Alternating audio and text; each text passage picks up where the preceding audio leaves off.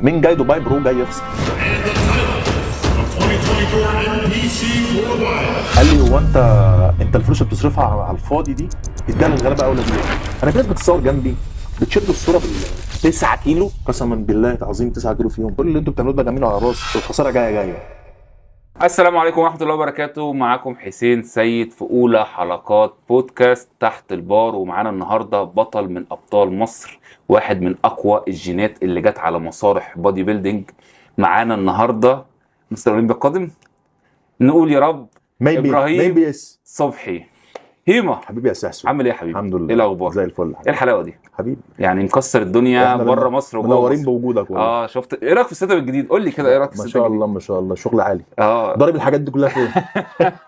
خلي بالك برضو، يعني الناس لو شافت السيت اب ده يعني خلاص. لسه كنت بقول لك عايزين نعمل واحد بالعجوه بقى. يعني بص، انفورمال اللوجو برضو ايه، يشهي صارف ومكلف. يشهي يا باشا. عامل ايه هيم؟ الحمد لله. ايه اخبار الدنيا؟ انت عامل ايه؟ الحمد لله. لانك رجعت مصر قلنا ايه، نخليك قلت تخطفني. نخطفك في اول حلقات بودكاست يلا بينا تحت البار. وخلينا نبدا باول فقره معانا. يلا بينا. ابراهيم صبحي لو حب يعرف نفسه في 3 جمل بس يقدر يقول ايه؟ 3 جمل بس؟ 3 كلمات ولا 3 جمل؟ يعني 3 حاجات تقدر تقولها على نفسك. هو ده تعريف ابراهيم صبحي، ده السي في بتاع ابراهيم صبحي. اكتر 3 حاجات عملتها في حياتك تقدر توصف ابراهيم صبحي، وتقدر تقول ان ده اكبر انجازات حياتك. مش عارف والله، انا بالنسبه لي ما لسه ما عملتش اي انجاز. يعني انا حتى الان مش شايف ان انا اللي انا وصلت له ده في اي انجاز. انا انجازات يعني انا طموح دايما او بسعى دايما للافضل.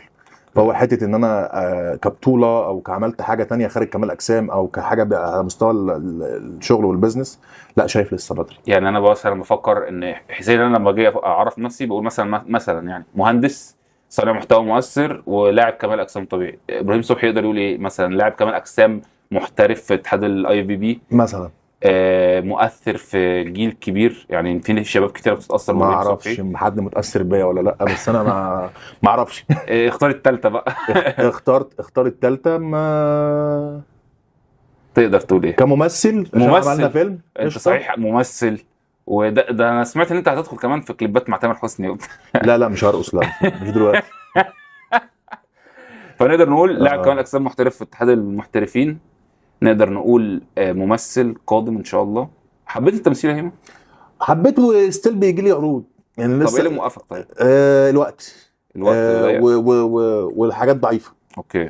يعني برضو انت فاهم، انت برضو بيبقى وقتك ضيق وكلام من ده، فانت بتلاقي ان الموضوع مش مجازي.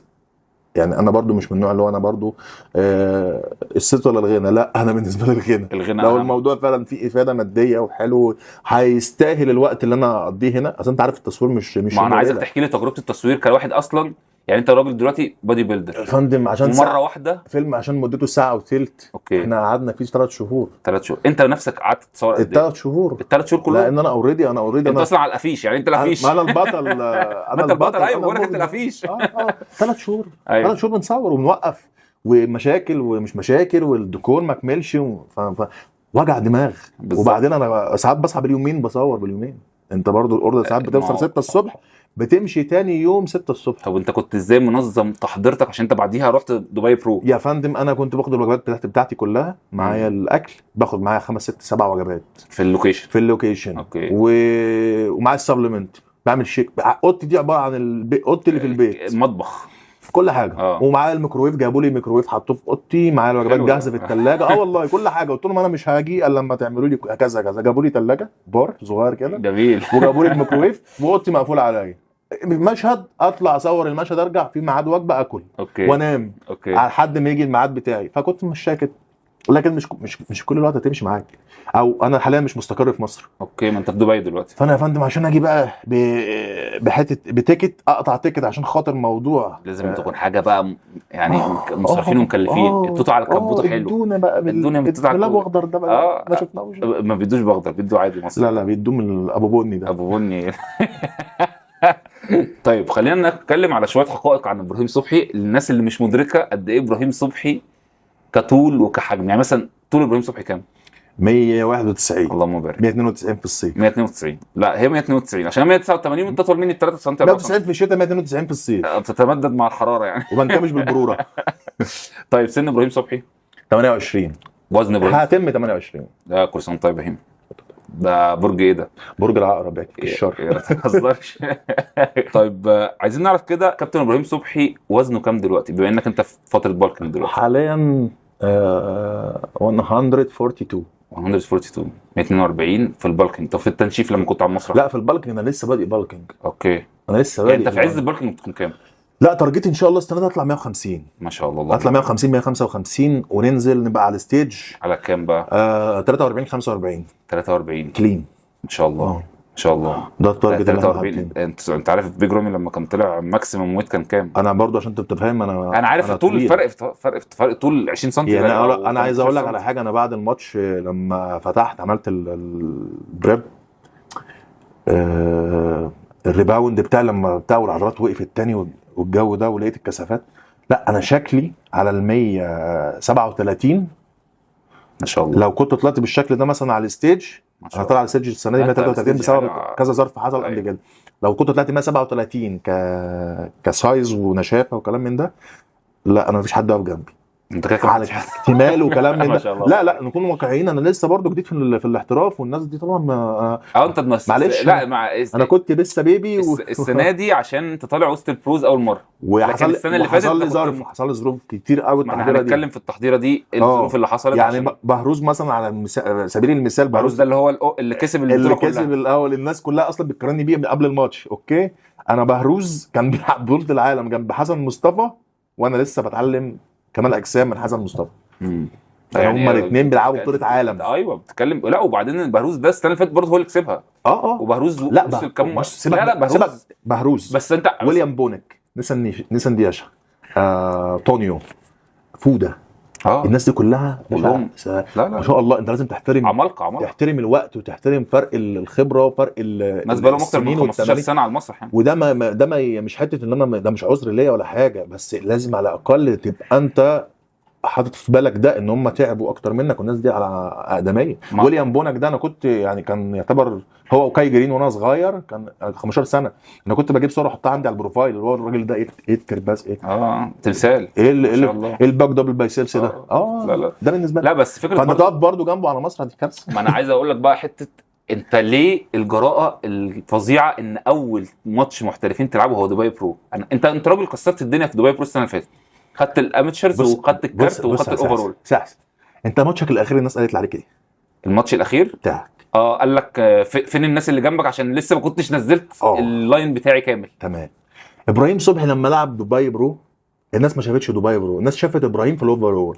قال لك انت بتلعب جنب 3 الماتش بتاعك فيه 3 وما حدش شاف. لا هم عارفين ان انا لعبت جنب 25 شخص بس عايزين يبروز دي. عاوزين يقولوا لك ان انت اللي انت وصلت له ده ممكن. ده بعض الناس المريضه. لا الحمد لله انا الفيديو بتاعي فايرال حتى النهارده. مصر كلها معلقه والوطن العربي كله معلق على الفيديو. ملايين. ده العالم ملايين. انت عايز اقول لك ان بعد دبي برو انت الفيديو بتاعك وصل ان انت بقت يعني طفره جينيه في العالم. فالناس كلها بدات لا والحمد لله. اللهم بارك. انت فاهم. ده اول ماتش ليا. انا كنت يعني نيتي لله طبعا. يا رب انا عايز العب الماتش ده عشان كل واحد قال عليا كلمه يعرف ان انا الحمد لله انا استحق اللي انا فيه. فانا ما لعبتش اي ماتش. انا كان قدامي ماتش في ليبيا. الماتش ده كان فيه 3 أو 2. اوكي هطلع هتاخد كده الكارت. السلام عليكم انا نازل الناحيه الثانيه خدت الكارت. هل بقى ابراهيم هيستمتع بده؟ لا انا عمري ما كانت متعتي في الحاجه السهله. انا لاعب دبي برو ليه؟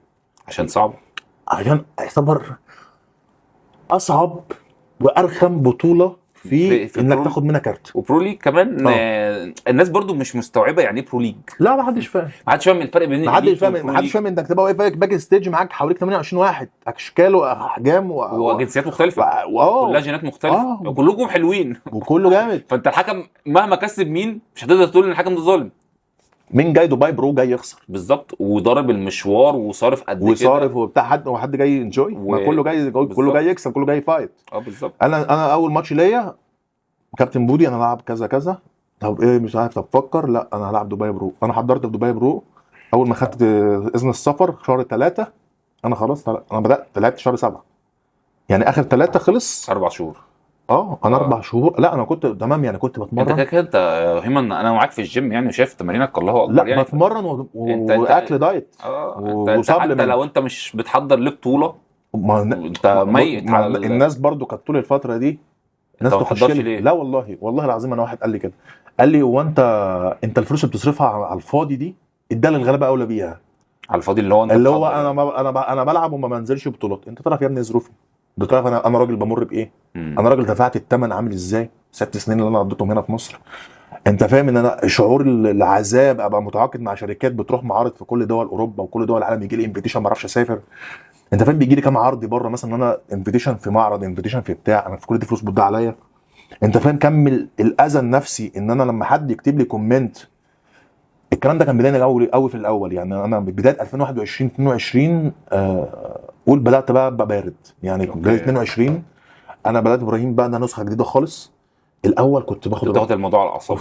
انا كنت بشوفك في الستوريز بطلع متعصب قوي. اتعصب. لا موضوع ضغط يا حسين. ما طبيعي. حسين انت لا تحت طبيعي ضغط. طبيعي طبيعي. تحت ضغط. لا انا بتكلم ان انت اكتسبت لا خبرات وكمان ازاي تعرف ترد على الناس. وكمان مشاكل في شغلك. انت برضو الناس بتشوفك بس انت لذيذ وبتهزر في الستوريز او لابس كويس او بتاع. لا الناس، انا عندي مشاكل في شغلي والفتره دي مضغوط. كومنتات انت كويس بتتمرن كويس ومزاجك حلو، لا واحد يخش يرخم عليك يقول لك كومنت. فخلاص عرفت ان هو المتعلق بقاش الناس ده غرقان خلاص. 2022 انا هبدا احضر كواحد بروفيشنال، عشان انا اول ما من الاخر هيفكوا الجنزير. اوكي اللجام هيفضل هيطلع يعضعض في كل واحد. وحش. ما شاء الله وحصل. الحمد لله اول ماتش ليا الحمد لله جبنا لا مش اي ماتش. مش اي ماتش. ماتش الحمد لله كان قوي. والحمد لله كان كله بتوفيق ربنا وكرمه ودعاء ابويا وامي. الحمد لله. والحمد لله ربنا كرمنا فيه. لكن انا عايز اعرفك ان انت برضو في كل السنين دي وكل البتاع ده، انت كل يوم بيعدي عليك انت بتحسبها 1000 مره. اكيد طبعا. انا ساعات بقعد مع نفسي اسال، هو انا يا جدعان هو انا بعمل في نفسي كده ليه؟ من كتر وجع التمرين وكله والدايت والحياه اللي انا عايشها. هو انا بعمل في نفسي ليه كده؟ طب ما انجوي مع الناس يعني. طب ما اروح اسافر واعمل واسوي. وايه اللي بيوقفك بقى؟ بتفتكر ان اللعبه دي اللي غيرت حياتك، هي اللي خدتك شدتك من الشخص اللي انت كان ممكن تبقى نسخه زي الزفت عايشه في الدنيا ملاش اي حاجه، ملاش اي شغف، ما عندهاش اي حاجه تخاف عليها. لبني ادم النهارده ناس كتير شايفاه مثل اعلى، مش شايفه حاجه كويسه ممكن يتعلموا من حياته، حاجه ممكن يشوفوه مثلا مؤثر في حاجه بسيطه. فانت بتحس تقول لا انا مش هرجع لده تاني. انا ربنا اداني نعمه اكمل فيها ايا كان. اكيد بعد كل ده اكيد ربنا مش هيسيبني. يعني في حاجه دايما كنت بقولها ان ما تاخدش اي حد فينا كسوشيال ميديا كواحد انفلونسر او اي حاجه كقدوه. ما فيش اي حد قدوه في العالم ده كله غير واحد بس، اللي هو الرسول صلى الله عليه وسلم. كامل الاوصاف. لكن احنا كبشر احنا كده الناس اصلا كمان بتشيلك حمل. ان انت مثلا انا يا عم راجل بتاع بودي بيلدينج بطلع بمايو، تقول لي مش عارف يا عم ما دي لعبتي وده شغلي وده اكل عيشي. يا حبيبي انت مش هتيجي تديني القرشين، انت مش هتيجي تطعمني. حتى لما بيتكلموا بفظاظه زي ما بيقولوا. انتقاد رخم يا حبيبي. انت مش فاهم. انت بتردد زي البغبغان. تبص تفتح الاكونت بتاعه تلاقي اصلا مسقط البنطلون. مسقط البنطلون عيل ما كملش 15 سنه. انا بقول لك انا اخر فيديو ليا كنت عامل فيديو ستوري، حبيت ان انا احطه ريل. الفيديو لما اتحط ريل مش نفس الدقايق بتاعت الستوري. فحطيت الفيديوهات في فيديوهات ما اتحطتش، في كلام ما اتاخدش من اللي في الستوري على الريل. المهم دخلوا كلهم. المهم لقيت واحد بيقول لي فيديو مش موفق وكده مش عارف ايه وده افتح الاقي والله العظيم علب مرايل المدرسه باليونيفورم. فلازم يدرك هو بيدي النصيحه لمين. انا والنصيحه ليها ناسها. والله حسين انا بحب والنصيحه ليها والله ناسها. حسين انا ما بحبش انتقاد. اصل انتقادك ده انت معناه ان انت شايف حاجه غلط. انا ما عنديش حاجه غلط. لما تيجي تتكلم عليا انا وتقول انا منتقدك انتقاد بناء، لا انتقاد بناء انا لا عايز انتقاد بناء ولا انتقاد هدام. اوكي خليك في حالك وانا في حالي احسن لك. كان خير شر. اللي على لك ده واحد ما عندوش اي حاجه في حياته او شايف ان انت واصل لحاجه وجعاه فدخل بيعرفك انها مالهاش اي قيمه. زي واحد مثلا بيشوفك عامل فورمه كده جميل يا حسين كده وبتاع ومهندم يقول لك انت نفخ. اصل انا لو عملت وخدت وبتاع وحور نفخ جايبينها منين نفخ دي؟ حتى العيال الصغيره بتقولها. يعني مثلا العيال الصغير داخل يقول لك مش عارف ايه وبتاع. يا حبيبي مين في العالم مين كراجل مين راجل ذكر يكره ان يكون عنده عضله؟ محدش طبعا. بس هو لو انت لو قعدت في اي قعده يا حسين في قعده عائليه ناس بتشوفك لاول مره بتقول لك انا نفسي اعمل فورمه بس انا مش قادر. انت مش قادر بالظبط. انت لخصت كل حاجه في كلمه مش قادر. فانت مش قادر. فانت ما تجيش تحرمها بقى على الناس الثانيه او تيجي مثلا تحسس ناس ثانيه ان هو اللي هو وصل له ده سهل. لا والله ما سهل. لو كانت سهل كانت مصر كلها بقت تحت المحترفين. لو كانت سهل كانت كل مصر عملت عضلات وماشينا وكلنا مفرمين. تلاقي بيج رامي دخل يقول لك انت مش عارف او داخل يعدل لك على جسمك يقول لك انت زود لي كثافه. ده اكتر واحد انا بحبه يعني. هتلاقي انت هتلاقي حد انا فاهم قصدك ايه اللي هو انت خلاص انت في حته انت مستحيل تبص لحد تاني وتفضل تطلع له قطه الفطس زي ما طب بيقولوا. انت حسين النهارده مش لعبت وسافرت واتمرمطت والله ودفعت ما دفعت هو لما قلبي. بالدولار ما هو عشان بالأخضر. تاخذ ما هو بالجولد؟ هو ده تمام. سامسوليك سامسوليك. تمام. لما يلعب بطوله قد كده وياخد فيها البرو وتلاقي ملايين مملينه وراه بيقولوا بتسبورت. مع ان الواد احنا عارفين السكه ده في السوشيال ميديا. آه. ليه احنا كمصريين ما بنسبورتش يعني ما بنشجعش بعض؟ احنا يعني مش حد بيسبورت معاك. يعني هو في ناس كتيره بس انت هتلاقي دايما الخوازيق اللي في النص طب ده. لما تخسر يا حسين مش بيمسكوك؟ يا نهار ابيض يا نهار ابيض. صح. يعني في ناس كتيره تيجي تقول لك انت ما احنا دي لعبه السوشيال ميديا، يقول لك ده انا في السوشيال هو ميديا. مستني يا عم. انا قلت لهم اصلا يعني اول ما كسبت البرو كارد طلعت لهم تاني يوم قلت لهم يا جماعه كل اللي انتوا بتعملوه ده جميل على راسي بس الخساره جايه وقريب واعرفكم ان كل ده على الفاضي. دبي برو حصل اللي حصل، قعدوا يقولوا لي بقى انت والبوزنج ومش عارف ايه وبتاع. طلعت لهم بنفس الستوري اللي كنت مسجلها 2024 اللي هي قبلها بسنه على طول. سالتها لهم وبضحك. قلت لهم مش بيضحك، قلت لهم مش قلت لكم الخساره جايه انتوا عاش الملك مات الملك. انا بحط لكم الستوري دي ليه؟ عشان انا هكسب المره الجايه. مش عايز اسمع حد لا بيشجع ولا حد بينتقد. انا المتحمل. انا خسرت، انا المتحمل. كسبت، انا الوحيد اللي بنبسط انا واهلي. مفيش حد بياخد مني جنيه ومفيش حد بيستفيد من ورايا بجنيه. فانا اللي بعمله ده هي لعبه احتراف، بلعب تحت اسم اي دوله انا مختارها، بختار الماتش اللي على مزاجي. عندي كم الحريه ان انا احط نفسي في ضغط او ما احطش. محدش بيحطني في ضغط. ففي الاول وفي الاخر دور على حاجه انت تفيدك. انا كل حاجه قبل ما بتحصل عامل حسابها، عارف ان هو طالع بيها السما. وبقيت والله العظيم بقيت اشوف كومنتات واحد دخلت له مثلا سلمت عليه في المحل مثلا او اشتريت من عنده حاجه، نزل لي وعمل لي وابن يعني خلاني ابن الشارع اللي انا عديت منه، وده ابن المنطقه وناس وما ابن الشارع والله العظيم. وحلو والله حلو ان الناس تفرح لك، بس انا عارف ان انتوا بتفرحوا لحظه مؤقته. انتوا مزاجيين. محمد صلاح بيطلع ميتين بيجرامي طلعوه مثلا ان هو مش ناجح وان راجل تو تايم مستر اولمبيا. مفيش حد في التاريخ عملها ولا في حد هيعملها. يطلعوه الراجل اللي هو كده ما عملش. انت ما خدتش الثالثه والخامسه والعشره يبقى انت مش مستر اولمبيا. انت فاكر نفسك خدت مستر اولمبيا؟ ده انت خدت مستر اولمبيا عشان ما كانش فيها حد والله.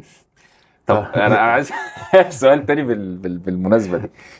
دلوقتي انت كميه في ناس كتيره طبعا احنا عارفين ان هم بيهاجموا على الفاضي والمليان وزي ما انت بتقول بيبقوا لابسين مرايه. وفي ناس كويسه جدا. ما هو ده بقى اللي انا كنت عايز اتكلم فيه. ان على الصعيد الاخر وعارفهم بالاسم. هم معدودين قوي كده والله عارفين والله بالاسم. اي حد بيسبورت بكلمه حلوه انت عارفه بالاسم يعني خلاص. انا يا حسين نقطه ضعف الناس المحترمه. اصل المحترم ده استحاله تنساه. ايوه صح. استحاله تنساه. اصل اللي دخل حتى لو بالوش كده اللي هو والله استحاله في حاله. بس انا بتكلم يعني ان زي ما في الوحش فيه الحلو دايما في كل المجتمعات. بس في لعبتنا دي يا حسين الوحش هو اللي طاغي. الوحش هو مش اللي طاغي، المتبروز. واللي حواليكوا برضه وحشين مش حلوين يا حسين. المتبروز. احنا مش عايشين في الجنه برضه. كده مش عايشين في الجنه ولا يوتيوب ولا الحاجات دي كلها. بس انا بتكلم ان الوحش دايما يعني لو في 100 كومنت حلو لا انا الكومنتين الوحشين هم اللي هيبروزوا. لا والله الحلوين هم اللي بيتبروزوا، الباقيين كلهم عملوا بلوك. انت شغال بلوكات انا عارف. انت تقريبا الانستجرام بعت لك حاجه قال لك كفايه بلوكات بقى. اللي هو بس عارف سلام نفسي رهيب. انا لما بلاقي نفسي متضايق بشوف ايه ده، تعالى خد بلوك. بما انك اتكلمنا على موضوع الوزن والحاجات دي كلها، ابراهيم صبحي بياكل كام كالوري عشان الناس عندها فضول تعرف كام كالوري يعني كده بالحسبه مش الدقيقه قوي يعني. في الاوف سيزون دلوقتي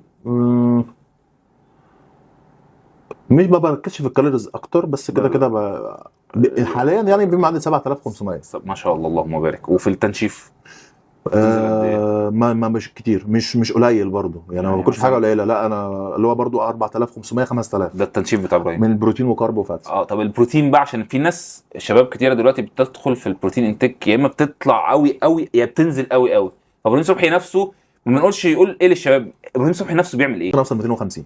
اوكي ممكن اوصل 250 280 اقصى حاجه، واقصى رقم وصلت له كان 290 جرام بروتين في اليوم وبتعب. اوكي. انت مش من هواة اللي بتاكل بروتين كتير. جسمي مع البروتين مش احسن شيء، وده يعني الفكرة. كتر البروتين برضو تلاقي برضو الهضم بتاعي بقى ضعيف. اوكي. حته الشبع عندي طب موجود، انا محتاج ان انا اكل اصلا، ادخل وجباتي كلام من ده، بحيث ان انا من وجبه واحده بتقفلني. انت لو جرامات بالرقم بتاع 7500 انت اتليست بتدخل 7 8 وجبات في اليوم. بدخل لا 5 6 وجبات بس، وبدخل 2 شيك. اوكي. بس هو وجباتي كلها معتمده على الفاتس والكارب اكتر. فبتديك سعرات اكتر في وجبات اقل كحجم يعني يعني عشان جرام زيت زيتون حطيته مع 400 جرام كارب، انت كده عملت كالوريز قد كده. صح. كريم اوف رايس 3 سكوب مع. طب انا عايز اقول لك حاجه مهمه، عايزك احكي لي قصه غيرت حياه ابراهيم صبحي 180 درجه. القصه دي بعديها ابراهيم صبحي كان داخل كده، القصه دي حصلت او الموقف ده حصل، ابراهيم صبحي طلع واحد تاني خالص. اعتقد جه في بالك دلوقتي موقف معين. ايه ولا ايه؟ لا الاول حاجه جت في بالك على طول دلوقتي. عايز اقول لك حته ان انت تبقى برضو بتشقى وبتتعب مثلا في اتجاه او مع حد معين وبتضحي معاه ممكن بمال بوقت مشروع مثلا دخلته. مشروع. بتكلم على مشروع. اوكي. واستثمرت فيه كتير جدا من وقتك اكتر من فلوسك، يعني وقتك برضو الوقت اغلى من الفلوس، واديت بكل طاقتك في المكان ده. اكتشفت ان انت ولا شيء، انت مش متقدر ولا شيء. فانا اتعلمت اقدر نفسي. يعني انت ساعات لما يعني في ناس بتشوف حسين من بعيد، حسين ده انا نفسي اتعرف على حسين. قعد مع حسين يوم واثنين وثلاثه، حسين بدا يتطور على حسين كمان بالهزار. الهاله اللي كانت عن حسين الاول دي، لمجرد ان حسين شخص لطيف ولذيذ، ما بقاش متشاف حسين وما بقاش يتقدر، وبقى التقدير بيروح لناس تانية ممكن يكونوا اقل من حسين بمراحل المراحل، بس عشان الهاله اتشالت معاه. بس الهاله اتشالت من مجرد ان هو قرب منك، او ان انت كنت لطيف زاد على اللزوم، او ان انت اتعاملت من قلبك. اوكي. ده من الحاجات اللي علمتني ازاي اقدر نفسي، واتغيرت في 180 درجه، سواء على مستوى اللعبه، سواء على مستوى البيزنس، على التعامل مع الناس. الحاجات دي كلها دي غيرتني ونفعتني جدا جدا في حياتي. مع انك انت خسرت، بتقول فلوس، خسرت فلوس، خسرت وقت، خسرت كل حاجه، بس اتعلمت انه انا من اتعلمت ايه بقى؟ اللي تشينج اللي اتغير في شخصيتي من الموضوع ده كان كبير. ايه اللي اتعلمته غير ان ما تامنش لحد قوي؟ مش حته امان او ما تشاركش. اولا ما حدش ضحك عليا، بالعكس انا كل حاجه حطيتها خدتها، ما فيش اي مشكله. أوكي. بس الفكره ان انت لازم تحط حدود طول الوقت، دايما عامل حدود مع اللي قدامك. حلوه دي. يعني حتى لو صاحبك اعمل، لو في بيزنس بينكم خلي فيه حدود. يعني برضو انت مش هتقدر حسين. وبرضه الفلوس لما تدخل وسط الصحاب لا سيبك يعني انت، لو النفوس مش لو النفوس مش سويه الموضوع يا عم اذا كنتوا صحاب او انت لا تحاسب صاحبك ولا تناسبه. كنت لسه اقول لك انت مؤمن بالمقوله بتاعت انا مؤمن بقى صاحبك ولا تناسبه، ومؤمن مع اي حد عموما. يعني اقول لك على حاجه، والله انت اكيد شفتها في حياتك. بتلاقي ناس مثلا بتعامل كابتن حسين لمجرد ان خد رقم تليفونه بدا يهزر مع حسين، كانوا يعرفوا من 60 سنه. وفي لما وكلام من ده والواحد عشان تربيته بيبقى ديسنت مع الناس، بتسكت وبتعدي وكلام من ده. لكن انت بس من جواك انت نفسك تديله على وشه تعالى سلام عليكم. فلا الموضوع ده انا كنت ناسي نفسي، او كان دماغي مشغوله بان انا بفايت على الحاجه دي وعايزه تكبر وعايزه تظبط. اكتشفت ان انا بقيت مش متقدر وقتي وكل حاجه بعملها كاني عملت زي ما عملتش. اوكي. فلا اسحب نفسك، دمتم السلام عليكم. وده خلاك بعد كده تعدي السنين وتلاقي الناس بتكلمك وبتعرض عليك فلوس عشان تروح الاماكن، وبتكلمك عشان تقعد معاك نفس الاشخاص مش شخص واحد.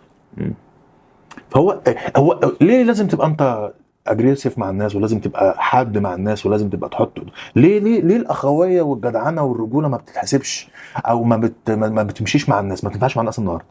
هو انا لازم اقعد معاك اقول لك انا انت بتربع وعاملك ورق وقلم ترسم كاريزما مش بتاعتك يعني بتحط الهاله هي بس يعني دي مش شخصيتك، لازم اعرضها عليك. اعرضها عليك بالظبط، لازم اعرضها عليك.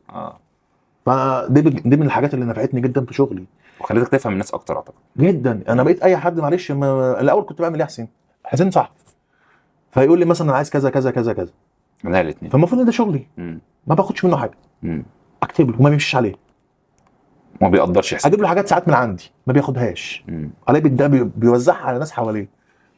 فهي اصلا مالهاش اي قيمه عندك. انت لو ما اديتش قيمه لنفسك، ما بيقدرش الحاجه اللي حاجتك لو انت ما دخلتش على حساب مم. او انت شغلك اتخذت عليه، فهي الفلوس اللي بتوجع الناس. بالظبط. خد على كل حاجه فلوس هتتقدر. انت نفسك حط رقم. مم. انت خطوتك دي بفلوس، الحاجه دي بتطلعها بفلوس، بتكتب الورقه دي بفلوس، السبلمنت ده انا ادولك بثمنه بس مش عايز يعني، بس هاخد منك فلوس. هتلاقي كل واحد بيخاف على حاجه، لكن الحاجه السهله مع الناس فعلا، او التعامل او انك تكون سهل مع الناس ما بينفعش النهارده في الزمن ده. فكل ده اتعلمت منه. اتعلمت ان انا شغلي بقدره، شخصيتي انا بقدرها، اللي ما يقدرنيش سلام عليكم، حتى لو كان صاحبي من 100 سنه اللي التقدير لا، اللي التقدير الاولى زي الاخير. اوكي. يعني انا بحترمك وبقدرك، قدرني واحترمني، ما لقيتش ده سلام عليكم، مش هنمشي، مش هنتفق، بس كويس يعني هغير لك، مش هنتفق مع بعض. هو ده اللي بقول لك عليه، موقف حصل لك غير لك تفكير 180 درجه. غير لي، غيرني. ويمكن الحمد لله الحمد لله الحمد لله من الحاجات، من 80% في كمال اجسام الحاجات دي، الموقف ده هو اللي نفعني. هو اللي خلاني الشخص اللي انا ممكن اكون عليه النهارده. في صوره انت تصورتها مع البيج رامي قلبت الدنيا كلها، كان البيج رامي لسه كسبان مستر اولمبيا.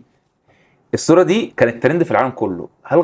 هل انت حسيت بعدها ان ابراهيم صبحي محتاج يبقى مهتم اكتر بالسوشيال ميديا من ناحيه العالميه، مش من الناحيه المصريه؟ خلاص يعني ابراهيم صبحي بقى عالمي خلاص، ما بقاش مصري، الناس كلها بتتكلم عليه بره، جابت عدد لايكات كبير لا الناس العالم كله بيتكلم عليها وبودكاستات وانا طلعت اصلا اتكلمت في فيديو، قلت لهم كان عندي زاويه صوره يعني برضو ما لان برضو احنا لقيت مزايدات. لا اللي هو احترز كل الحق حق، مفيش حد زي رامي ومفيش حد واقف جنب رامي مهما خلصنا.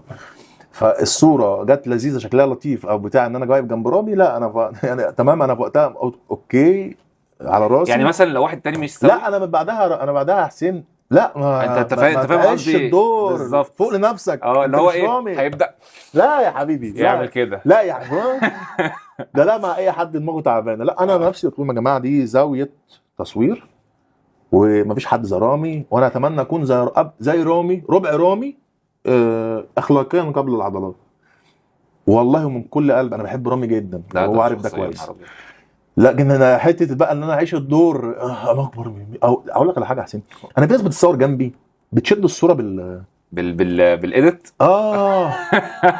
دي بتبان دي. انا في ناس بتيجي تصور جنبي وتشوف الصوره ده كبير قوي، طب انت بتصور جنبي محبه والله لازم ما بينزلوه طب انت بتصور جنبي محبه ولا انت بتقارن ولا بتقارن؟ طبعا المقارنه احنا ما ينفعش نقارن، ما ينفعش. لا انت ان شاء الله اللهم بارك، انا هنا وانت هنا، انت فريك يعني. انت بتصور جنبي ليه؟ ما انا بقى انا بقول له طب انت بتصور جنبي ليه يا صاحبي؟ انت اتصورت جنبي ليه؟ تلاقي واحد مثلا، لا والله انا مره واحد لابس ترنج تقيل قوي كبيره، جيت تصور جنبي، اعمل ايه تاني؟ انا لبست ده عشان ابقى جنبك. قلت له انت زعلان؟ قلت له انت بجد زعلان يا عم؟ انت ليه بتخوفني منك؟ هو كده خوفك منه والله العظيم انا قعدت اقرا عليا، ربنا يستر يعني، نفسيته سودة، ده عينه هتلاقيها صاحبه. لا ما فيش بقى انا بقول لك في ناس والله بتتصور كمان جنب رامي بتشد الصور وبتصدق ان هي كده. حوار ان انت تكذب وتصدق الكذب ده صعب جدا، صعب جدا، وبنقابل ناس كتير كده، صعب قوي، وبشوفك انت بتلقطهم وبتضحك في سرك صعب. انا بشيل الهم لما ربنا يكرمني بحاجه جديده، بشيل الهم اللي هو انا ايه اللي مستنيني بعد كده؟ طب انا هفتن، طب انا هتغر، طب انا هعمل، ببقى ادمى دماغي في وسط عيني في وسط راسي، اللي هو انا مش عايز اعمل حاجه تضيع كل ده. انت فاهم؟ اصل انت نفس داخل ونفس خارج، هي معلش انت مش انت مين؟ عملت عضلات، الناس شافتك، الناس بتقول ده فوق ربنا، لكن حته بقى ان انت تعيش الدور او ان انا اتيتوه على علم عندي، لا انسى نفسك، انسى يا باشا، هتتشال، هتتمسح. وانت شفت نماذج كتير، شفت ناس في عز مجدها اختفوا، لا وشفت ناس ظروف غامضه كانت كيوت جدا وديسنت جدا معاك، ولما نجحوا بس نجاح بسيط بصوا لك بصه ثانيه خالص، لكن هم هتاكل حته العالم. يعني سيبك حتى ابطال العالم ما بيعملوش كده، يعني انا عايز اقول لك ان انا قابلت كل ابطال العالم. صعب وانا مش لعبت بطوله وخدت الكارت، ما شاء الله ما طلعتش زدت على الناس، مش عارف ليه ما زدتش على الناس. انا برضه زعلان من نفسي، ما تزيد مع الناس. طب ما اطلع زيت على الناس يا عم، واطلع اقول لهم انا غلطان يا ابراهيم، بطوله كسبت عشان اعرفكم يا حقا، ده ما عملتش كده. طب هي دبي تعتبر بطوله عالم ولا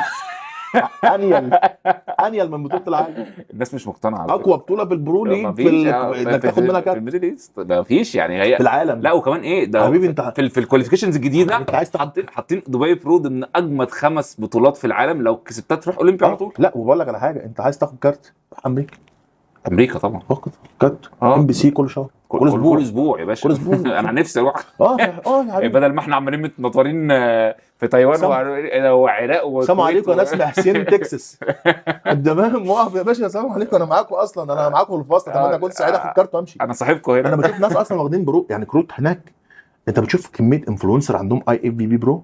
عسام برضه خد بطوله ما كان جنبه حي انت فاهم، وحلو والواد اصلا متشاف وبتاع، بس عنده سبورت رهيب، كميه المحبه حتى لو انت فاشل او مش فاشل او حتى وقتك لسه ما جاش كويسه يعني حته يعني حتى هو ما جابش البوتنشال بتاعه الكامل، بس الناس بتزقه عشان توصل للبوتنشال. حسين مشكلتنا هنا في مصر ان انت لو حتى بتسعى انك تنجح انت بتلاقي الناس بتحط رجلها فوق زماره رقبتك، مش عايزينك تكبر، كأن انت وجودك او نجاحك بيهددهم، مع انك انت مش اذي حد في اي شيء. انت مش شايف حد، انت شايف نفسك، انت عايز تنجح بس. انت لا خدت الفراخ اللي عندهم في الثلاجه ولا اللحمه ولا خدت شكاره الرز اللي مرميه ورا السرير عندهم ولا اي حاجه، ولا عملت ولا حتى زيت حد في حاجه. انت ايه مشكلتك معايا؟ ما تلاقيش مشكله. طب انت ايه مبرر ان انت مثلا مش عايز ننجح او بتقلل من اي نجاح انا وصلت له؟ مثلا الدكتور عايز يتشاف النهارده بيطلع يتكلم علينا ايه على البادي بيلدينج، يقول لك مش عارف مش هيخلفوا، مش عارف ايه بالعكس ان بتلاقي اغلب البادي بيلدينج جوزين 2 او مطلق بسبب ان هو كان بيخون كم تستوستيرون بيطلع من الدماغ يعني. ايوه مين عطلان الغريزه مين عطلان؟ انا نفسي اتجوز وانا عندي 15 سنه يا حسين. ما شاء الله اللهم بارك. طب انا عايز اعيط، ما جوزتش ليه يا هيما اللي ما لقيتهاش زي كده؟ انا عايز اعيط يا حسين. والله لازم تتجوز ذات الدين، مش الحلوه، مش بنت الناس، مش اللي معاها فلوس، حد عيالك، حد يتقي ربنا فيك، حد عيالك يشكرك ان انت اتجوزت بعد كده. ما انت حبيبي، ما انت الفكره ان انت تجيب عيال هتقول لهم دي امكم، هيدعوا عليك. ما انا ما ينفعش بقى اجيب واحده كده، اي واحده كده وخلاص وتتحسب على اسمي. ما انت برضو انت بالاخر عايز تعمل عيله، وانت راجل اسمك وسمعتك. لما تجيب واحده هتجيب اي واحده عشان هتجيب واحده مشهوره، هتجيب واحده مش عارف من الناس كلها بتبص عليها. انا مش هجيب واحده افرجها للناس. انا حتى يوم ما اتجوز ما حدش يعرف حسين. اصفر بذات الدين يا باشا، هي الدين على الاقل لما يبقى فيه، انا بقول لك يعني ربنا قال لك موده ورحمه، يعني هنعيشوا مع بعض في موده، في رحمه بينكم، فين في الخصام، يعني في رحمه، ارحموا بعض. لكن النهارده اجيب واحده تسيح لي على النت. ده دلوقتي الترندات عشان تطلع ترند يا باشا. ما انا مشهور. ايوه يا باشا، هتطلع بقى تتكلم تطلع انا راضي يا ابراهيم صبحي، وابراهيم صبحي ضربني. ايوه كبس ويجوا يقعدوا معايا في اليوم السابع وجريده الوطن. ايوه مش عايزين نقول اسم المذيع عشان ما تاخدش كوبي رايت، بس يعني وتيجي ويجوا يسالوني ودي عملت كده وانا اقول اسباب، ونطلع ننقح على بعض على السوشيال ميديا. ينفع ترند واقلي بطاطس في الطاسه وتبقى اسمك. انت عايز تسمي ابنك ايه؟ والله ربنا يكرم اللي ربنا يجيبه حلو. انا اسمي، انا في دماغي محمد ابو محمد. عايز ابو محمد. لا ما عشان انا عشان تبقى الترند كامل بقى، يبقى محمد ابو محمد. انا عليا دين يا بيه. انا اخويا مسمي ابراهيم، اوكي، ففي دين، فانا اسمي محمد. انت عشان داين تدان. لا عشان احنا بنحب بعض الحمد لله. يعني انا برضه عمي وابويا كده برضه عنده احمد وهو عنده سيد، فقشطه ده زي الفل. ما تاخد. بس انت حسين صح؟ انا حسين عشان خالي، ما هو كلنا في العيله مع بعض. ده انتوا كلكم متدانين بقى، كلنا مع بعض. ما تدفعوا اللي عليكم. ايه هي نقط الضعف اللي ابراهيم شافها في نفسه 2025 هيشتغل عليها عشان يبقى نقط قوه في 2026 ان شاء الله؟ البوزنج،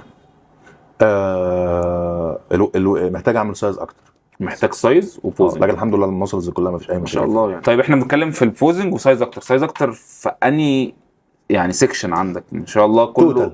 كله توتال. اوكي، دي هتزيد مسلز. يعني انت اتكلمت مع الحكام بعد اكيد البطوله؟ اشتركت مع الحكام، يعني حتى الحكام قال لك ايه؟ ستيف اول ما شافني قال لي ريدي، قلت له ميبي. انا اصلا طالع من تسمم قبلها ب 25 يوم. هنتكلم دلوقتي في الحوار ده. فانا حصل مشاكل كتير. فانا جاي اصلا الماتش. بص يا حسين، انا ما بحبش اهرب. اوكي، اوسخ شعور ممكن اعيش مدى الحياه الوم نفسي. انا بجلد قوي للذات، يعني بجلد نفسي وحش بطريقه وحشه قوي. فانا اخش باللي انا فيه ولا ما انزلش عشان خاطر ما حدش يتكلم؟ لا، انا ما حدش هيحاسبني في شيء، انا كده المسؤول وانا قراري. هنزل وزي ما تيجي، بس مبقاش ان انا هربت، فنزلت انا عارف ان انا نازل مش هكسب، مليون في المية انا نازل مش هكسب، معاك وحوش يعني. وكل الناس كلمتني قلت لهم انا مش هنزل، انا ده بالشكل ده انا كنت انزل اعمل في التوب فايف، لكن الشكل ده انا ما انزلش عشان حصل لي كذا ظرف. ايه بقى الظروف اللي حصلت لك خلت ابراهيم حاسس ان هو ما طلعش بالفول باكج؟ بص، اولا جالي 3 سفريات فجاه قبل البطولة بنزل وبطلع مش عارف ايه وبتاع. جيت قبل الماتش ب 25 يوم كنت تعبان جدا ودايت وبتاع وكلام من ده، ما كانش عندي بيت في الثلاجه، عملت اوردر ايج وايت جاهز يجي لي على البيت تمام من المطعم معروف. جالي الاوردر، كارت البيض، بعت الابديت لكابتن بودي، قال الله اكبر، قلت له حي على الجهاد، قال الله اكبر. بعدها معلم ساعه ونص اختفيت، ما طلعتش تاني. ايه اللي حصل؟ اختفيت ما فيش كل ساعه حاجة. ونص، خلاص بدات المعمعه. اوكي، يعني مش عايز اقول بقى كل ده من الايج وايت. تغليه بحمام بتاع، انا نمت في الارض بالكريمبات، مش عارف احرك تليفون اتصل باخويا، يا نهار ابيض، اقسم بالله نايم في الارض 9 ساعات يا حسين. 9 ساعات نايم في الارض، 9 مش قادر ساعات تتحرك. 9 ساعات. انا من 9 الصبح مثلا ل 8 لا اكتر. يا نهار ابيض. 9 والله ما بقدرش اتنفس. طب مين لحقك؟ ترجيع متواصل. عندي حد كان ساكن قريب مني، جه خدني بالعربيه ورحنا للمستشفى، علقوا لي محلول جفاف، قاسوا لي الضغط، فكرني متعاطي حاجه يعني. يا نهار ابيض. لا الحمد لله قلبي كان سليم، السكر كان مظبوط، مفيش اي قبل حاجه. البطولة 25 يوم بس. والله 25 يوم، انا 9 كيلو في يوم. 9 كيلو؟ قسما بالله العظيم 9 كيلو في يوم. لا حول الله. الارقام دي. حضرتك عباره عن ايه يا فندم؟ ميه. طيب الميه راحت فين يا فندم؟ بس 9 كيلو ده انت ما شاء الله اللهم بارك يعني. 9 كيلو في يوم. في يوم سحبت ميه للشعب كله. طيب رجعت، حصل ايه تاني غير الوايت؟ اولا كلمت الدكتور بتاعي، قال لي لا انسى موضوع الماتش، خلاص كده خلاص. قال عنده حق يعني، 9 كيلو في يوم ده 9 كيلو ده جفاف. اه. ما انا جالي جفاف، يعتبر داخل على جفاف. الحمد لله ما جاليش جفاف، الحمد لله. قعدت اخد بالي الهيدريشن بتاع الصيدليه والحاجات اللي هي الفارماسيكال دي، حاجات تساعد المعده وتوقف الترجيع والكلام ده كله، وراح المستشفى ومش عارف ايه وكلام من ده. يومين والجنونه اشتغلت، المعده سمعت تاني، بدات اجوع، اكلت تاني، قعدت اشتغلت، بديت عملت رجعت وزن تاني. بس طبعا الوزن ترجعه مش اللي انت بقى كنت عليه انت، وقعدت بقى خصوصا لو كنت في البيك زي ما انت بتقول من ورا الكابتن بودي كده، قعدت كلت وجبتين سوشي عشان شويه الصوديوم يخشوا في العضلات. شفنا دلوقتي خلي بالك. محدش يقول له. وبعت له الحمد لله كانت الدنيا جميله. بس ده مش يعني مهما كان مش زي ما تكون انت شخص سليم. مش ده الباكج. خلصت الماتش في جنينه الدكتور بيقول انت عملت برضو اللي في دماغك، انت عارف انت كان ممكن يحصل لك ايه، انت عارف انت كان ممكن تعرض الكلام ايه. المهم الحمد لله ما حصلش شيء، لكن طبعا الارهاق والتعب وكميه وعدم الاكل والاكل القليل والكلام ده كله طبعا بتاثر معاك. اكيد طبعا، ده بودي بيلدينج، احنا بنهزر. وبعدين انا مش بلعب حسين، بلعب وزن مفتوح، مش بلعب كلاسيك، مش بلعب فيزيك، انا بلعب بودي بيلدينج او اوبن، ده كل حاجه مسمعه. وبعدين انا طويل في فكره ان الواحد 192. انت لو قلت باوند واحد عضلات بيبان عليك انت يا فندم. لو وجبه وجبه تحميله ما ظبطتش ولا حاجه الدنيا تبوظ. انا لو وجبه واحده اثرت، لو نسيتها ابقى صحت اليوم 400 جرام نازلين على الميزان. لا حول الله يا رب. ده انا تعبان يا حسين، انا تعبان يا حسين. ما كانش حد يعرف المشاكل دي. لا ما فيش بقى. وبعدين يعني انا اول مره اسمع منك الكلام ده. وبعدين كنت داخل في حاجه كده برضه، حصل لي شويه مشاكل وخسران رقم، شويه رقم برضه في شغل، رقم يوجع اي حد. قعدت نفسيتي تعبت، الكورتيزون بيعلى. انا حصل لي قبل الماتش ده زي ما يكون كل حاجه وحشه، الدنيا كلها بتخبط فيا. كله بيقول لك ما تلعبش الماتش كظروف يعني. عارف بقى تاخد لك قلم من هنا قلم من هنا وانا شايف الاستيج هناك، فاهم؟ قلت الحمد لله بقى، ربنا زي ما يجيب يعني، زي ما يجيب انا راضي وتمام. بس المهم ان انا ما اهربش يعني، حته الهروب وصلت للستيج. بص ان الحمد لله وخدنا وطلعنا شكلنا حلو والحمد لله. بس مش ده ابراهيم اللي انا عايز اقوله، ده مش ابراهيم، ده مش مستواي. انا لو ده كان مستواي انا كنت عارف ان انا اخش في توب فايف. يعني خلينا نقول ان البطوله الجايه ان شاء الله 2026 ان شاء الله بجهز 100% بتوفيق ربنا وكرمه. هيبقى في حاجه ثانيه خالص، في مفاجاه، في شكل مختلف خالص. كان ده كشكل كبطوله بقى وبطوله هتلعب نفس البطوله؟ لا هطلع امريكا ان شاء الله واوروبا. أمريكا. يعني محضر الفيز والحاجات دي بحيث ان كلها. انت التحضيره بتاعتك تستغلها في كذا بطوله مش بطوله واحده. بالظبط. عشان- انا الفكره ان السنه دي معليش ما حدش عامل فيز. مع الفيز انت عشان تاخد ميعاد امريكا انت بتاخد قبله الميعاد لوحده قبله رقم. بيبقى محتاج تحضيره. اه واوروبا نفس الشيء مش سهله. لا اوروبا الشنجن صعبه دلوقتي وبعدين صعبوها. كنت لسه عامل اقامه برضو في البلد، فما كانش لسه برضو في وقت ان انا ابدا. حتى ما سافرتش الفيبو السنه دي. هي محتاجه بقى ترتيبات مش فهي اكتر. جايه ان شاء الله سفريه امريكا ان شاء الله. اوف سيزون محترم ان شاء الله، ربنا قدرنا ونتمه على خير. فيز نشتغل عليها من وقتها بحيث ان احنا ما نعطلش في الوقت. بس يبقى كل امورنا تمام. طب وحوار البوزنج انت بتشتغل عليه ازاي دلوقتي؟ البوزنج اشتركت مع كوتش مشهور جدا في برضه. كندا. اوكي. مع اغلب الابطال بسيشن 4 سيشن في الشهر. حلو ده. اونلاين بقى ويظبط اونلاين وبيظبط والحاجات دي كلها. مين اشهر حد بيشتغل معاه؟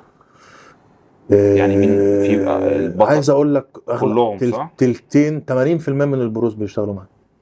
طب ما هو ده ان شاء الله هيجيب لك الاخر. لا ما الفكره ان انت بتشوف نفسك ان ده احسن شكل ليه. انت بتكتشف ان انت احلى من كده كتير. ما انا برضه بقول لك الاستثمار في البوزنج وانك تتعلم بوزنج ده برضه استثمار كويس. يعني الناس برضه ممكن تقول لك ايه، لا ازاي يدفع كل ده للمدرب بوزنج؟ ازاي يدفع كل ده مدرب اونلاين كوتشنج مثلا؟ ما كل ده ما ينفعش يا حسين. المنتاليتي دي ده يا حسين ده انا ببعت لاي حد حساب الاونلاين كتير قوي. كان مصري فيها مليون و2 مدرب اونلاين اشترك معاهم.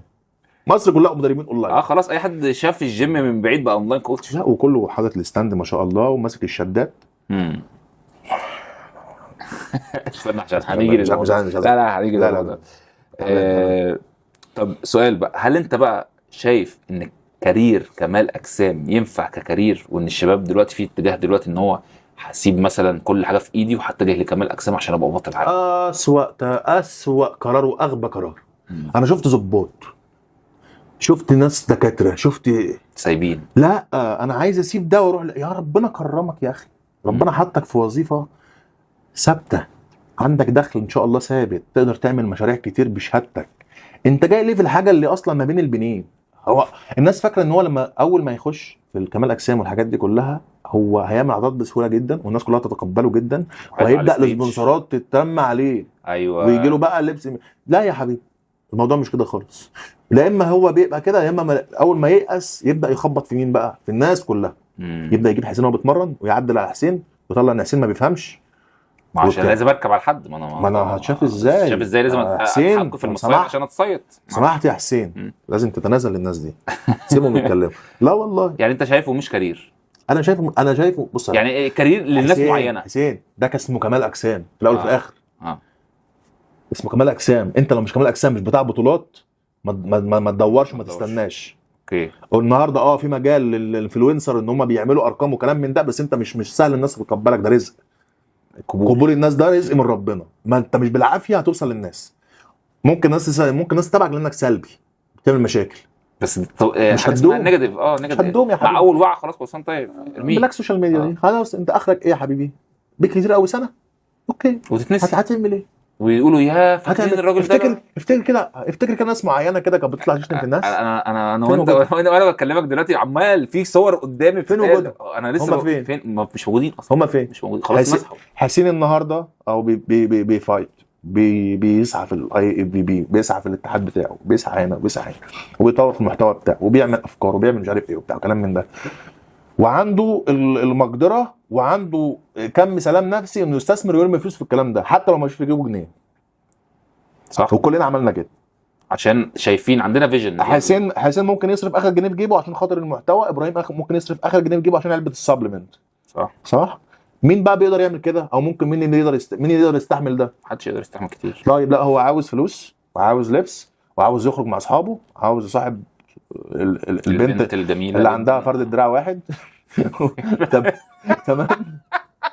الدراع واحد ما علينا عديها. ويطلع الافاك. وفي الاخر يعني بعد كل ده لا محدش عايز يضحي يا حسين. ايوه صح. حسين انا عايز اعمل جسم بدفع عشان ده سبب ان هيجي لي بلان ربنا يكرمني عشانها، دفعت فانا همشي. فالراجل ده يختصر عليا وقت كتير. لا هو ما عندوش هو عايز حسين يديني العلم بتاعه اللي في دماغه، يا اما كده يبقى انت شخص مغرور. وفين زكاه العلم؟ انا كنت بتسال فين زكاه العلم، بحس ان ده موسم. هو انا بصنع هو انا بزرع علم؟ هو انت ينفع تخش محل مثلا، هتخش نايكي ولا اديداس تقول له اديني زكاة شوز الجزم. زكاه الاديداس؟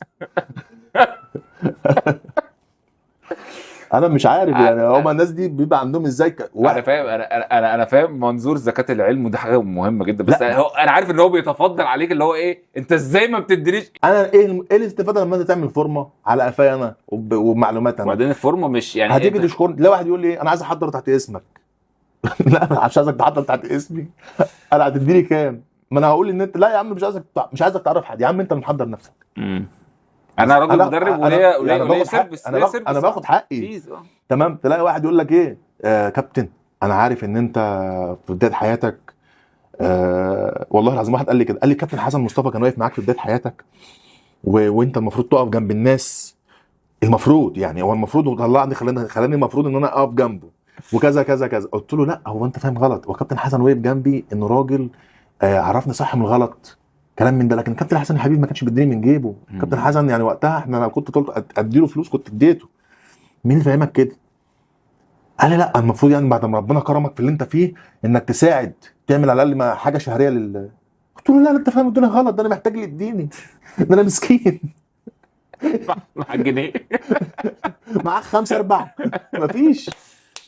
الناس فاهمه الدنيا غلط. الناس بتشوفك على السوشيال ميديا انت يا عم انا بصرف على الحياه دي. الحياه دي مكلفه، اللي انت بتشوفها دي الحياه دي مكلفه، محتاجه فلوس لا حصر لها. فانت المفروض ان انت تبقى شواف، ان انت راجل انت داخل عايز تستفيد بحاجه بتدفع حقها. انت ما ينفعش تخش تاكل في ماكدونالدز ما تدفعش. ايوه لا هم، انا فاهم قصدك، بس هم الناس بقى عندها. استنى احنا قلنا حاجه غلط. تفضل. ما ينفعش تخش قصر الكبابجي ما تدفعش. ايوه ماكدونالدز دي مش مقاطعه. مقاطع ولا ايه؟ انا مقاطع. انا هقطعك دلوقتي. طيب انت قلت في النص كده ان الناس بتفتكر ان هي وهي داخله كمال اجسام ان السبونسرات هتقف لها على الباب. دلوقتي واحد دخل كمال اجسام خلاص، دخل هو اوريدي جوه، ازاي يجيب سبونسر؟ ازاي يجيب سبونسر؟ من خبره ابراهيم اللي بسم الله ما شاء الله معاه سبونسرات كتيره جدا. بص، عشان الناس بتقع في هلخصها لك. غلط ده كتير جدا. هلخصها لك، ده رزق.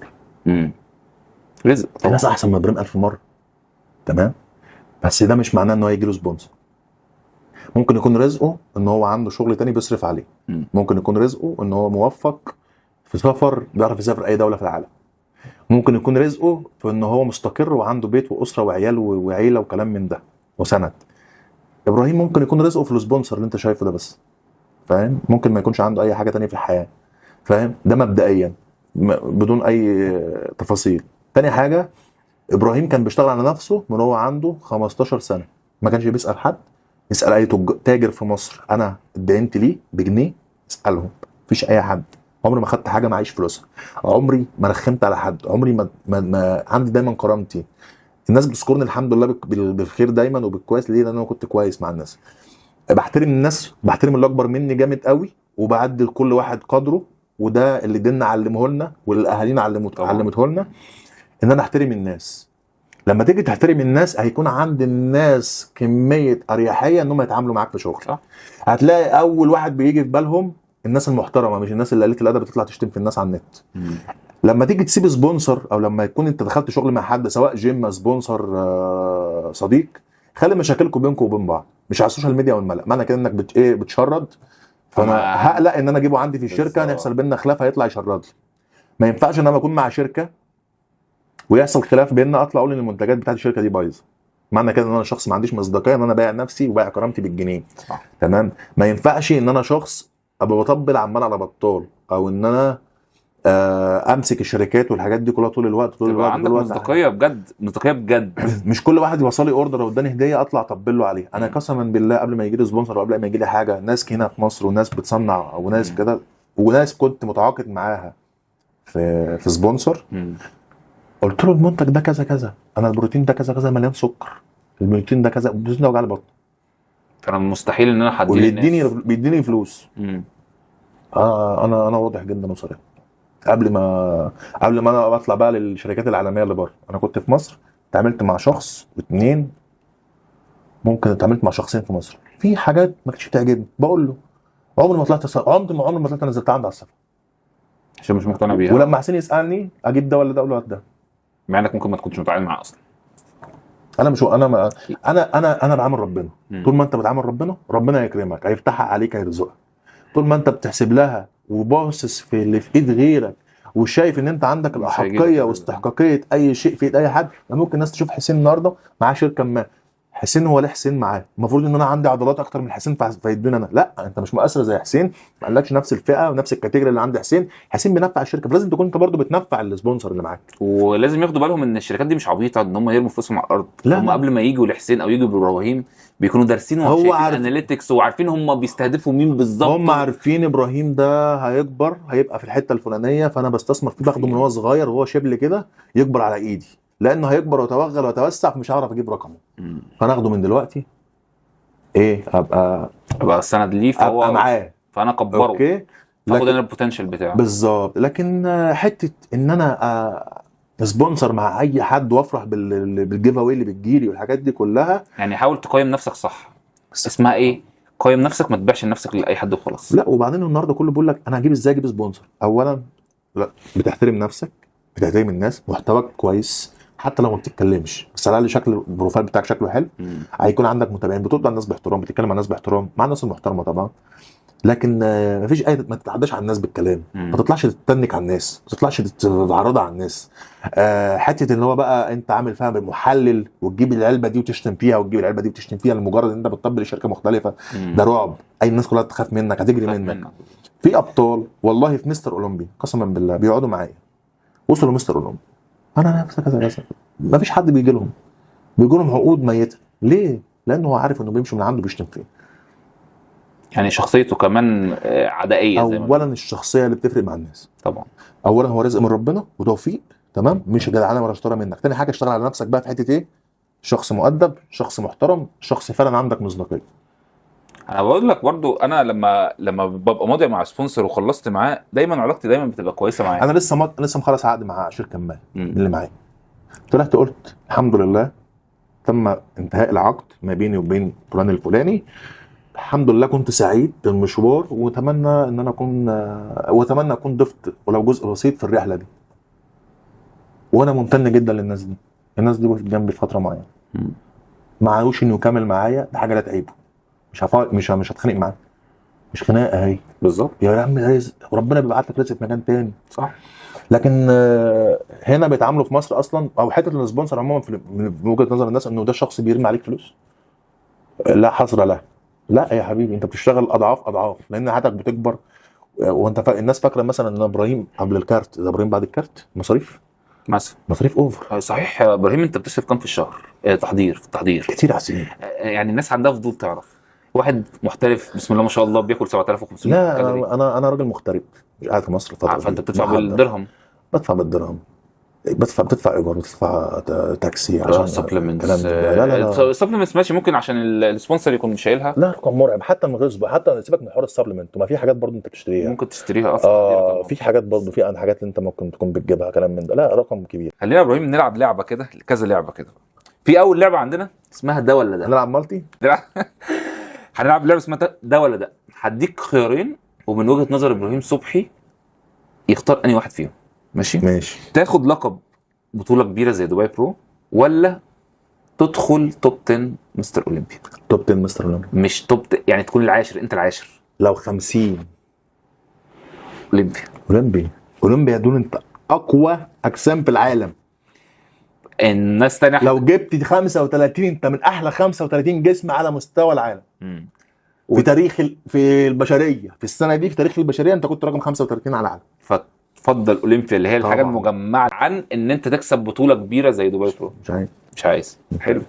طيب ده ولا ده؟ تبقى بطل مستر اولمبيا لكن معكش فلوس، ولا تبقى شخص مغمور جدا بلا عضلات بس معاك فلوس كتير؟ لا، مستر اولمبيا ومعيش فلوس. بعد مستر اولمبيا هتجيلي الفلوس. لا، ما هو مش كل انسان، زي ما انت لسه قايل في مستر اولمبيا كتير بيبقوا دلوقتي معهمش فلوس. لا، ما خدش لقب مستر اولمبيا، هو دخل اولمبيا لكن معهوش فلوس. لكن اللي بياخد مستر اولمبيا ده بياخد 400,000 بياخد 600,000 ياخد فلوس بياخد وبياخد 600. سبونسر. لكن التاني معاه مليارات. السبونسر يا عم هنجيبها ان شاء الله، ايه المشكله؟ يعني بس انت تختار انك تبقى مستر اولمبيا وتبدا من الصفر. هو ده الحلم بتاعك انت، لو على انا فلوس فاهم. احنا حاسين ان احنا لو انا لو ما بستثمرش في اللعبه دي انا هبقى مليونير. والله مليونير كتير نجيب يعني، ساويرس. عربيات وعشوائي هنا وكلام من إبراهيم ده. ساويرس. انا متجوز 4. ده انا اللعبه دي كاني متجوز 4. أوكي. 4 عيال 4 ستات وعندي 8 عيال من كل واحده. بس انت هنا اخترت الشهرة عن الفلوس. دي مش شهره، ما ده حلمك.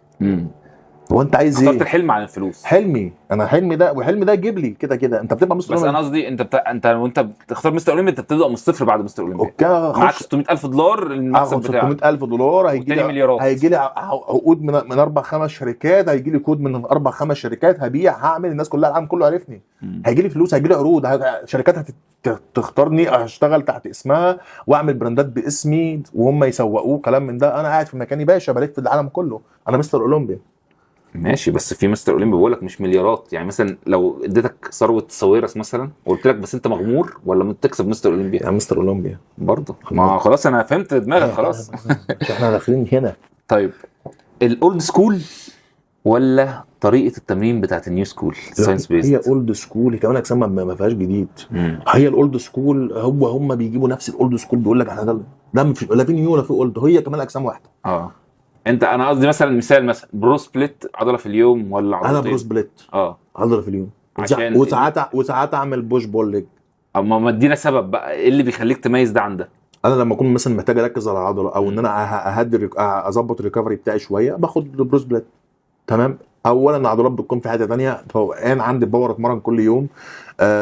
كمل الطاقه والحيويه والمكسب العضلي بيكون كبير جدا من برو سبليت بالنسبه لي انا. بالنسبه ليك اوكي. بالنسبه لي انا لما اتمرنت بوش بول ليج مثلا هي نفس الشيء. بدل ما كنت باخد 5 اشكال شيست خدتهم 3، لعبت 2 شولدر خدت 2 تراي خلاص. طب اخر سؤال في ده ولا ده، لو قدامك 2 سبلمنتس كرياتين واي بروتين تختار ايه؟ كرياتين. واحد بس كرياتين. عشان كرياتين، لا كرياتين اصل انت كده مهما يعني مش هتعوضه برضه من الاكل. البروتين هعوضه من الاكل، لكن 5 جرام ولا 10 جرام ولا 20 جرام اللي انا باخدهم دول مش ما شاء الله اللهم بارك 30 جرام 40 جرام كرياتين طبعا. طيب يا هيما، احنا عندنا اللعبه الثانيه اسمها مين يكمل. اوكي. هنبدا بابطال مستر اولمبيا او ابطال بودي بيلدينج، والاحسن بالنسبه لابراهيم هو اللي هيكمل. فنبدا الاول نقول سامسون داوده ولا هادي شوبان؟ سامسون احسن. كنت بتحب الطول. هو طويل وكبير حجما، وبس النشفان هادي ما يجيش معاك. لا النشفان هادي السنه دي غير كل سنه، مش هيكسب. تعب يعني، الجلده تعبت. طيب سامسون مكمل معانا ولا كاي جرين؟ سامسون يكمل. طيب سامسون ولا جاي كاتلر؟ لا جاي طبعا. جاي قديم بقى خلاص بقى، الحته بتاعت الكوادز دي مش عارفين السفر بتوعه. طيب جاي كاتلر ولا دورين ييتس؟ دورين. تحب المكن الالماني؟ انا احب حب الحته الالماني دي، اديني مع الوظه دي، اديني في ابو زبده. طيب دورين ييتس ولا فليكس ويلر؟ الشياكه كلها بقى. لا دورين احسن. انا مش من محبين الشياكه. حط ظهري فليكس، حط ظهري دورين. الحجم العضلي افخاذ ده طيب دورين ييتس ولا ارنولد؟ دورين. حسيتك هتقول دورين. نضحك على بعض. طب دورين ولا في الهيث؟ لا في الهيث ده مش هيكمل. ده مش هيكمل. ده مش هيجي تاني ده. طب في الهيث ولا روني كولمان؟ روني. ادي بقى في السايزات. اديني. السايزات جامده. اديني. طيب لايت ويت. روني كولمان ولا ناصر السنباطي؟ ناصر يكسب روني؟ ناصر بجد والله. طب ليه؟ الوحيد اللي قال لك انا بقى كنت بخاف منه ناصر، بس يكسب روني. طب ناصر في بطولات كان يكسبوا قبل كده. طيب ناصر السنباطي ولا البيج رامي؟ ده سؤال برضه. ده سؤال. بيج رامي طبعا. بيج رامي هو اعظم واحد في نظر ابراهيم صبحي في اللعبه دي طبعا. ان شاء الله عليه، يعني حاجه جباره. سيبك من سيبك من فورمته. كفايه يا باشا، كفايه الشخصيه يا باشا. حط الشخصيه دلوقتي على جنب. هات جسم رامي، حد زي رامي النهارده لو موجود في مستر اولمبي، حد يبقى هو رامي مكتمل، حد يكسب رامي؟ بس مثلا انت سيمسون يكسب رامي؟ لا، سامسون ما يكسبش رامي لو رامي مكتمل. بس انت نطرت ناس في الهيث ونطرت روني كولمان ما انا ونطرت مالي يا عم، انا مصري وابويا مصري.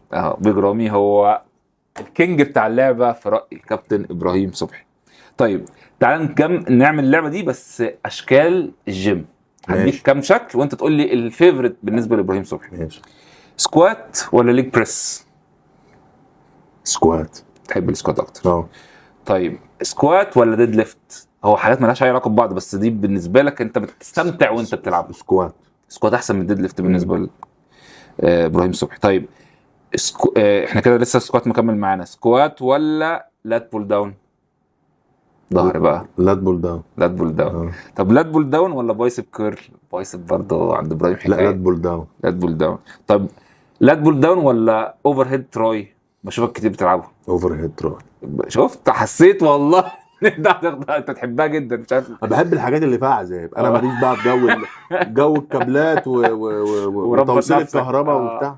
طيب اوفر هيد تراي وانا اكتع همشي ربك. طب اوفر هيد تراي ولا رفرفه؟ بان احنا معانا كينج الكتف الجانبي في العالم. مش رفرفه في حد. انا مش فاهم مين يكره الرفرفه. ما انت بالنسبه لك انا الرفرفه. بحبها بكل الفليفرز.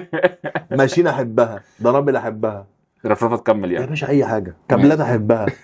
طب رفرفه ولا شولدر بريس؟ شولدر بريس. شوف. طيب النهائي ده شولدر بريس ولا بنش بريس؟ انا بحب البنج بريس. يكسب معانا. شفت فيديو امبارح؟ شفت والله. جميل، لسه عامل له لايك.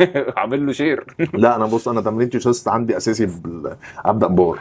اوكي. بار عالي، بار فلات، انا بار. بس انت بتميز اكتر او بتحب اكتر، بتستمتع اكتر بالبار عالي والبار فلات؟ الاثنين. نفس انا حسب الدكه مشغوله مع مين. انت شغال. انا اهم حاجه ابدا تمريني بحاجه فري ويت. بريس وفري ويت عشان تاخد الاحساس كله. فري ويت. طب يعني يكسب معانا بيج رامي ويكسب معانا البنش بريس. حلوه اللعبه دي. طيب حلوه. طيب هنلعب اللعبه الثالثه يا هيما، وهي لعبه التوقعات. توقعات ابراهيم بقى، التوقعات المرئيه دي. عارف انت زمان لما كنا توقعات المرئيه. ابراهيم صبحي شايف مين هم في مستر اولمبيا الجايه 2025 التوب 5؟ توب 5 اديك اسامي لو عايز اللي داخلين. هقول لك. خلينا ناخد بالرقم 5. المترشحين معانا سامسون، هادي، ديريك، نيك، اندرو جاك، فيتس ووتر اللي كسب كريس بومس في البطوله بتاعته، ايرز، بهروز. تدي مين رقم 5؟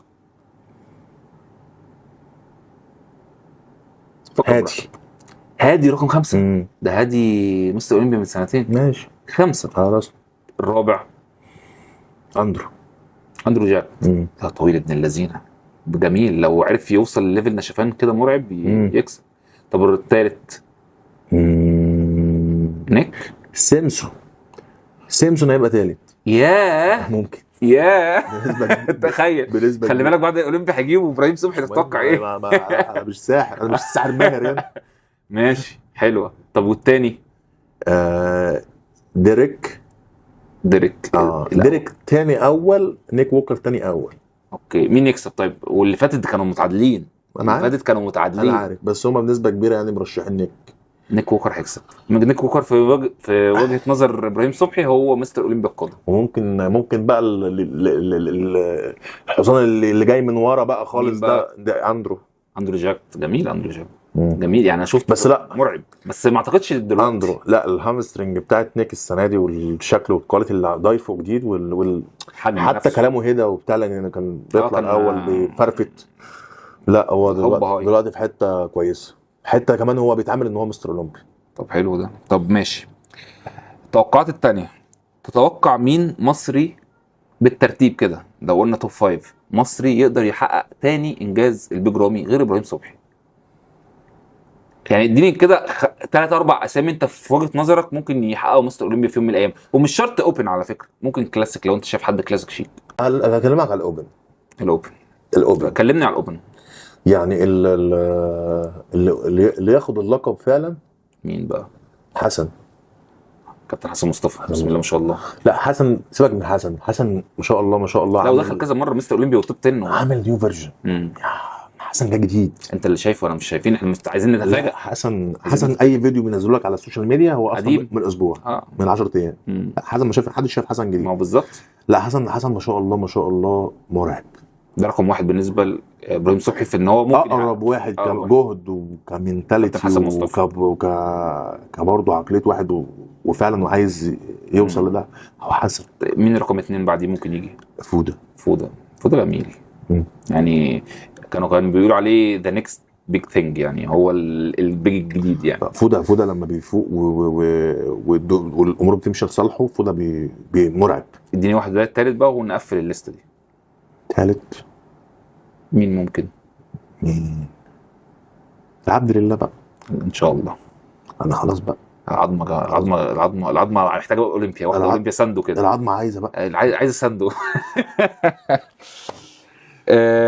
طيب، خلينا نلعب اخر لعبه، هي اسمها لعبه رسائل. هديك اسم او اديك ناس توجه لهم رساله وشكرا. ماشي. مش عايزين نتكلم في السياسه. مش هنتكلم في السياسه خالص.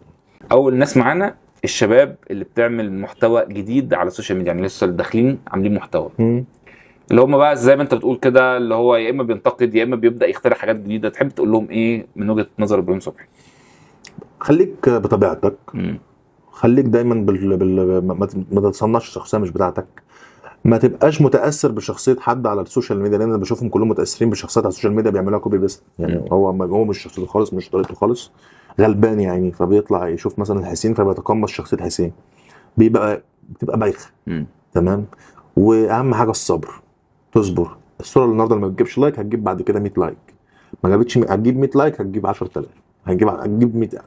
الفكره كلها مع الوقت. مفيش حد بيوصل لكل حاجه في يوم وليله. ربنا بيختبرنا كلنا بالصبر، بيختبرنا كلنا بالوقت.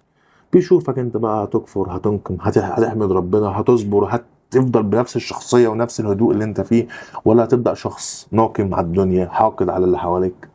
فكل مرحله وكل حاجه انت بتحط فيها زي ما هي ناجحه مثلا هي برضو اختبار، وزي ما هي ممكن تكون من وجهه نظرك حاجه سيئه هي برضو اختبار. فالفكره ان انت تخليك بنفس شخصيتك في كل الاحوال، وتخليك دايما راضي وصابر بس. حلو. طيب بيج رامي، رساله لبيج رامي. مش محتاج تثبت لاي حد اي حاجه، انت فخرنا وانت اللي عملته مش هيتكرر، واحنا مش محتاجين حاجه منك اكتر من كده. كلنا ممتنين اللي انت عملته لينا، وكلنا عارفين انت حطيت اللعبه كميدل ايست وكعرب وصلتنا لحد فين. ادتنا كلنا قدر وادتنا كلنا قيمه كلاعيبه قبل ما يكون حد بيفكر في اي بزنس من وراك. بس يعني مش محتاجين اكتر من كده. كوتش بودي لا، ما كلام كتير. انا عارف انه كلام كتير وعشره عمر وعشره رحله. كابتن بودي عايز اقول لك ان هو يعني بتعامل معاه من وانا عندي 17-18 سنه، وعلاقتي دايما بيه كويسه وطيب. ولما احتجت له في حته ان انا اروح له احضر بقى وابدا، انا بدات معاه في 22. اوكي. رايح افتكرتك بدأ قبل كده معاك. لا في 22. انا فاكر بالظبط يعني. رحت له، كنا بنتعامل دايما بنتكلم وبوري له صوري وكلام من ده، بس عمرنا ما اتكلمنا في عضلات او اني يحط لي حاجه وكلام من ده. بنتعامل محبه في الله، هو عارفني وانا عارفه بحكم العشره وبحكم البدايه. فراح له انا متدمر نفسيا، رايح له وانا مخزول، حاسس ان انا مش عامل اي حاجه. قال لي لا، انا نشتغل ونبدا 1 2 3. انت ابراهيم من اجمل الاجسام اللي انا ممكن اشوفها، وانت عندك جاك قويه، وانت كل حاجه عندك مقاومات ان انت تبقى محترف. تمام. راجل في كل وقت بتلاقيه عندك مشكله ممكن تفضفض له كاخ، يرشدك، تتناقشوا في البلان، يبعت لك، يهتم، يسيب اللي وراه واللي قدامه، يسافر لك، يقعد جنبك، يأجر على حسابه لمجرد انه بس يبقى مطمن وشايفك وكلام من بودي. من انظف واحلى الشخصيات اللي ممكن تعمل معاها في حياتك، ووشه حلو لاي حد يعرفه. والراجل ده رزق كبير جدا جدا جدا بعد ربنا، وهو طبعا ليه فضل كبير جدا في اللي انا وصلت له بعد ربنا. ابراهيم صبحي يقول ايه رساله لابراهيم صبحي من 5 سنين؟ يعني انت لو في مكالمه دلوقتي واديتك الموبايل بقول لك هتكلم ابراهيم صبحي من 5 سنين، ايه الرساله اللي تقولها له عشان تصبره على اللي هو فيه من 5 سنين؟ تقول له ايه؟ كمل زي ما انت، خليك بنفس صراحتك، خليك بنفس وضوحك، خليك بنفس حبك للعبه وبنفس الشغف اللي انت موجود فيه. احمد ربنا على كل دي انت تحط فيها، لانها هتاهلك وهتحطك في مكانه كبيره جدا انت نفسك ما كنتش تحلم بيها. خليك بنفس النظافه بتاعتك، بنفس النقاء اللي انت فيه. خليك دايما عندك غنى عن الناس، مش مستني حاجه من حد ومش عايز حاجه من حد. وهتتفاجئ من كرم وعطاء ربنا ليك. بس انا بجد بشكرك يا ابراهيم على الحلقه الجميله دي. حبيبي احنا يا بقى سحر. مش عارف بقى لنا قد ايه، احنا بس تقريبا معانا ماتيريال 3 4 ساعات، فمش عارفين يعني نشوف المهاب هو هيتصرف ان شاء الله. تعبت يا حسين، فانا بشكرك تعبت. ومبسوط جدا ان انت هتكون معانا في اول حلقه من تحت البار حبيبي بودكاست يا الجديد. اتمنى اكون سعيد معاك والله. ويا شباب لو عجبكم البودكاست ما تنسوش اللايك، تعملوا سبسكرايب. اكونت كابتن ابراهيم صبحي تحت طبعا، اللي مش عامل له فولو يعني. وفعلوا زر الجرس. اهم حاجه فعلوا زر الجرس. صح؟ طبعا قلتها صح؟ انت تمام. وسوي سبسكرايب خوي. كان معكم حسين سيد انفورما مع كابتن ابراهيم صبحي، واستنونا الحلقه الجايه من بودكاست تحت البار. واكتب لي في كومنت نفسك الضيف الجاي يكون مين. اوعى البار يقع عليك. ودي. حبيبي هيما.